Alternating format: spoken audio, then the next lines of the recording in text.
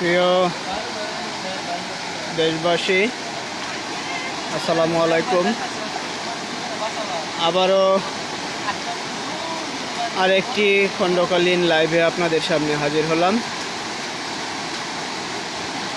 বর্তমানে আমি দাঁড়িয়ে আছি বটগাছা ব্রিজ সংলগ্ন স্লুইস গেট মসজিদের পাশে, স্লুইস গেট মসজিদের সামনে, নালিতাবাড়ি টু শেরপুর মহাসড়কে। এটি আমাদের শেরপুর জেলায় যাওয়ার, নালিতাবাড়ি থেকে শেরপুর জেলায় যাওয়ার দ্বিতীয় বৃহত্তম সড়ক।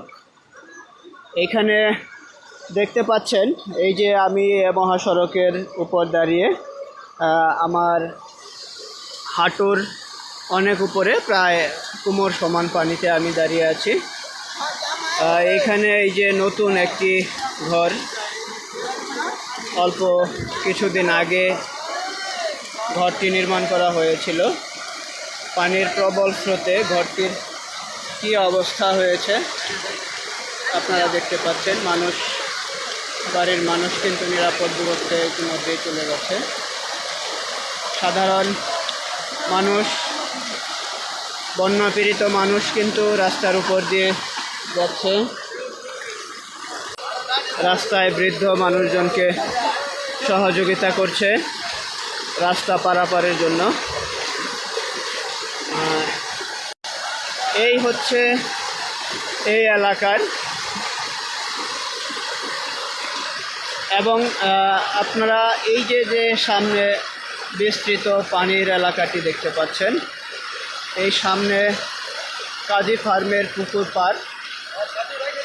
কাজী ফার্ম যেই বৃহৎ একটি প্রকল্প এই এলাকাতে স্থাপন করেছে, সেইখানে কিন্তু আমরা দেখতে পাচ্ছি যে পুকুর পাড় প্রায় ডুবন্ত অবস্থায় আছে, ডুবে যায় অবস্থায় আছে।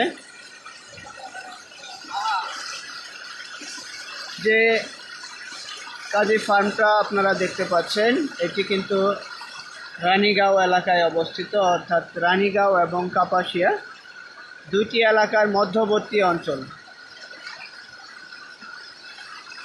থই থই করছে পানি।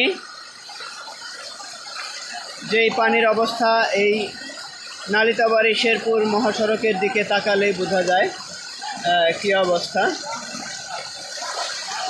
অত্যন্ত খারাপ অবস্থা মানুষজনের, যারা এই সরু খালটির ওই পারে অবস্থান করছে তাদেরকে কিন্তু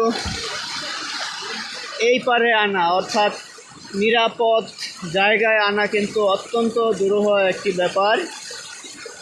অনেক লোকজন চাচ্ছে তাদেরকে বের করে আনার জন্য, কিন্তু আসলে নৌকার ঘাটতি থাকার জন্য আসলে এই অঞ্চলগুলিতে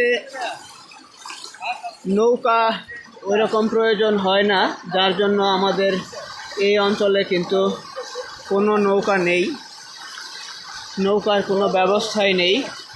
যার জন্য এই যে নদী পাড়ের, খাল পাড়ের মানুষজনগুলি, এরা কিন্তু একটা দুর্ভোগের শিকার হয়েছে।